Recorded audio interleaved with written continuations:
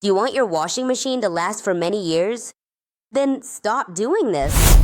Number 3, leaving wet clothes inside for hours. The cycle ends and you say, I'll dry them later. Mistake. Leaving damp clothes inside the washing machine for hours is the perfect recipe for bad smells, mold, and bacteria to appear. And not only that, the moisture can also affect the door seal and the inside of the drum. So as soon as the wash is done, take out the clothes and leave the doors slightly open so everything can air out. Number 2, overloading the washing machine. Yes, we've all wanted to throw in all the laundry at once to save time, but filling the washer to the brim makes the motor and the shock absorbers work way harder than normal.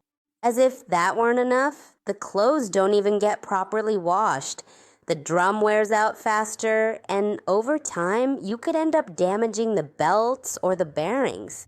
Number 1, not cleaning the filter or the detergent compartment. This is one of the most common mistakes. Over time, lint, coins, buttons, hair, and detergent residue build up.